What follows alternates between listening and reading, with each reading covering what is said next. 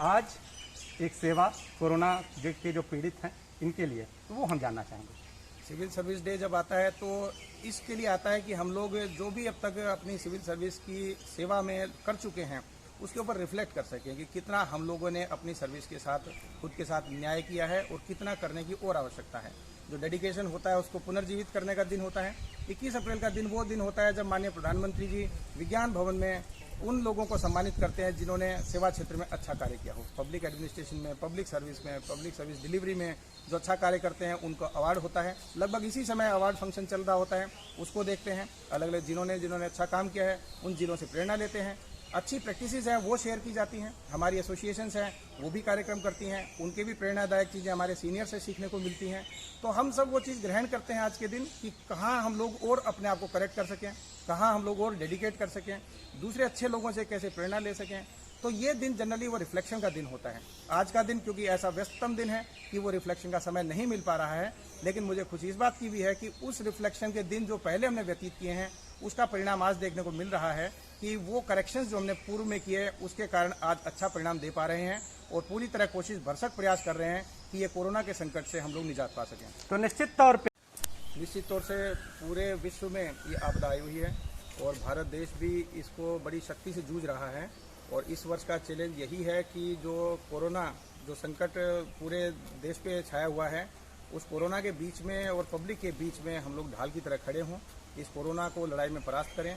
उसी के लिए दिन रात सब लोग पिछले 1-1.5 महीने से लगे हैं और हमारी पूरी कोशिश है कि इसमें जल्दी से जल्दी हम इस कोरोना का परास्त करें। और जो भी चैलेंज सामने आए हैं देश दुनिया के, उसमें सिविल सर्विसेज हैं वो कंधे से कंधा मिलाकर इस चुनौती का सामना करें। देश के सामने एक एग्जाम्पल सेट करें कि कैसे हम लोगों ने पास्ट में जितनी भी विपत्ति आई हैं देश के ऊपर उससे पार पाया है, उसी तरह हम लोग इस कोरोना की जंग को भी जीतेंगे और सारी जनता को सुरक्षित आगे देश के साथ ले जाएंगे। हम आपकी दिनचर्या जानना चाहेंगे कि आप कैसे आप जो दूसरे दिन का समय होता है वो तय करते हैं, जो जिस दिन आप उठते हैं उस दिन कैसे उस चैलेंज को लेते हैं और दिन भर उस चैलेंज को कैसे पूरा करते हैं, कैसे लेते हैं? वर्तमान में तो दिनचर्या पूरी की पूरी तरह ही बिगड़ चुकी है और ये कहें कि पूरी दिनचर्या डिस्टेबलाइज है तो कहना अतिशयोक्ति नहीं होगी। और मेरा मानना है कि केवल हमारी ही नहीं, सिविल सर्विस से जो भी लोग जुड़े हैं सबकी ज़िंदगी में ही ऐसा ही चल रहा होगा, क्योंकि जो घटनाएं घटती हैं वो किसी के कंट्रोल में नहीं होती हैं। अब कोरोना के टेस्ट होते हैं, टेस्ट के बाद रिजल्ट आते हैं, रिजल्ट जैसे ही आते हैं तो उस क्षेत्र को हॉटस्पॉट करना होता है, लॉकडाउन करना होता है, सीलिंग करनी होती है, वहाँ पे एसेंशियल सप्लाई पहुँचानी होती है। इसके बाद बाकी कॉन्टैक्ट ट्रेसिंग, सैम्पलिंग, वो सारी चेंज शुरू हो जाती है। इसके साथ पैरेलल घटनाक्रम चलते रहते हैं। जो रूटीन के लॉकडाउन है उनको पालन कराना, जो एसेंशियल कमोडिटीज़ हैं उनको लोगों तक पहुँचाना, जो वस्तुएँ हैं उनके प्राइसेस कंट्रोल करना, जो और रोज़मर्रा की चीज़ें हैं उनको स्ट्रीमलाइन करना, विभिन्न प्रकार के वर्ग हैं, व्यापारी हैं, ट्रांसपोर्टर्स हैं, सप्लाई चेन वाले लोग हैं, उनकी समस्याओं का समाधान करना, विविध प्रकार की दिक्कतें हैं, कुछ मरीज हैं उनकी दिक्कतें सोल्व करना और इसके बाद हेल्थ के इंफ्रास्ट्रक्चर को मजबूत रखना, हॉस्पिटल्स में ट्रीटमेंट कराना। सारी चीज़ों को करते करते कब रात के 2-3 बज जाते हैं और कब सुबह 6 बजे फिर काम शुरू हो जाता है, इसको कंट्रोल करना बड़ा मुश्किल है। परंतु मैं कहना चाहूँगा कि ये अप्रत्याशित घड़ी है तो अप्रत्याशित रूप से ऊर्जा भी हम लोगों को मिल रही है कि कभी ऐसा फील नहीं होता कि हम लोग थके हुए हैं, टायर्ड हैं। इतने उत्साह में, इतने जोश के साथ पब्लिक की सेवा करते हैं कि कभी भी ये फील नहीं होता कि हम लोगों के ऊपर कोई बर्डन है या ये चीज़ कोई मजबूरी में हमसे करवा रहा है। ये एक्स्ट्रा ऑर्डिनरी ओकेजन है तो एक्स्ट्रा ऑर्डिनरी सर्विस भी एक्स्ट्रा ऑर्डिनरी ऊर्जा के साथ हो रही है। परिवार के बीच कितना समय दे पाते हैं? क्या कभी अब कुछ घरेलू अनुभव भी हम साझा करना चाहेंगे? क्या घर के बीच जाते हैं तो समय कुछ लगता है ऐसा कि फिर आगे जा रहे हैं? डर तो आप लोगों को भी सता रहा होगा जिस वक्त कोरोना पेशेंट के बीच और उन जो हॉटस्पॉट एरिया है उनमें जब जा रहे होंगे तो?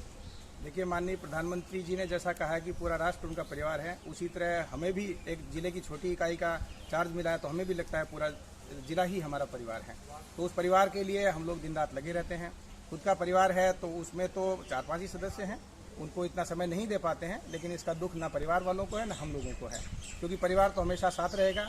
उनकी मोरल बूस्टिंग हम लोगों को जो मिलती रहती है, उनकी प्रेरणा मिलती रहती है, उनका त्याग जो है हमारे लिए या हमारा उनके लिए, वो भी प्रेरणादायक स्वरूप में ही हम लोगों के काम आ रहा है। तो निश्चित रूप से समय उनको नहीं दे पाते, लेकिन उन्हें भी एक खुशी है कि हम बड़े बृहत्तर परिवार को अपना समय देते हैं और उनकी भी केयर अपने परिवार मेंबर की तरह ही करते हैं कि कोई व्यक्ति रात में बीमार है, किसी व्यक्ति का टेस्ट पॉजिटिव आ गया है, उसके घर वालों को सांत्वना देनी, उसको सांत्वना देनी, उसका ख्याल रखना, या बाकी पब्लिक भी जिसको एसेंशियल चीज़ें नहीं मिल पा रही उनका ख्याल रखना। तो कुल मिला के एक सेटिस्फैक्शन उनमें भी है, हम में भी है बाकी परिवार तो बाकी समय जब मिलेगा तो तब भी ध्यान दिया जा सकता है, परंतु ये जो घड़ी है इसमें बड़े परिवार की सोच ज़्यादा जरूरी है, तो उसी भावना से हम लोग लगे हुए हैं। पिछले साल के अगर अनुभव की हम बात यहाँ पर एक जेल बनी है, कैसी है जेल, क्यों है और क्या है इसका? वाराणसी जनपद में हमने प्रयागराज रोड पर एक अस्थायी जेल का निर्माण किया है।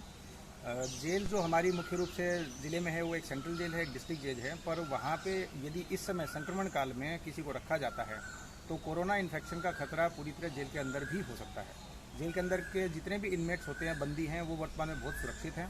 उनकी पूरी स्क्रीनिंग हो चुकी है, थर्मल स्कैनिंग होती है, उनका अंदर ही अस्पताल है, अंदर ही खाने की मेस है, तो कुल मिला के उनके अंदर सुविधाएं होती हैं। कोई बाहर से अगर कोरोना संक्रमण लेके व्यक्ति अंदर जाता है तो पूरा कैंपस अफेक्ट होने की संभावना बनी रहती है। वर्तमान समय में कुछ गिरफ्तारियां भी आवश्यक होती हैं, कुछ माइग्रेंट लेबर हैं, कुछ मिसक्रिएंट्स हैं, कुछ डिजास्टर मैनेजमेंट एक्ट का उल्लंघन करने वाले लोग हैं। उनका अब कोरोना पॉजिटिव टेस्ट जब तक ना हो जाए तब तक उनको अंदर रखना उचित नहीं होता है और इसमें समय लगता है, इसलिए पूरी एक अस्थायी जेल का ही निर्माण करा दिया गया है। प्रयागराज रोड पर हम लोगों ने एक डिग्री कॉलेज छांटा है, उस डिग्री कॉलेज में ही हमने अस्थायी जेल बनाकर जेलर डिस्ट्रिक्ट जेल के जो हैं उनको उसका चार्ज दे दिया है और बाकायदा लिखा पढ़ी में आदेश हुआ है इसका। बंदी अधिनियम धारा के अंतर्गत ये जेल बनाए जाते हैं और उसका चार्ज जेलर को दिया जाता है। इसमें पुलिस के द्वारा या मजिस्ट्रेट जो जुडिशियल मजिस्ट्रेट होते हैं या एसीएम्स एसडीएम्स होते हैं, उनके माध्यम से जो भी बंदी जाते हैं उनको वहाँ रखा जाता है और जब उनका रिमांड खत्म हो जाता है या उनकी समयावधि पूरी हो जाती है तो फिर उनको क्वारंटाइन होम भेज के फिर उनको छोड़ दिया जाता है। तो कुल मिला के व्यवस्था यहाँ पे की गई है और अब तक लगभग 50 बंदी भी इसमें आ चुके हैं, जो लोग पैदल चल के या गाड़ियों में चढ़ के यहाँ पे आते हैं। कुछ माइग्रेंट लेबर हैं, कुछ एक दो उल्लंघन करता है जिन्होंने लॉकडाउन का उल्लंघन किया है, तो इस प्रकार के लोगों को वहाँ पे रखा गया है।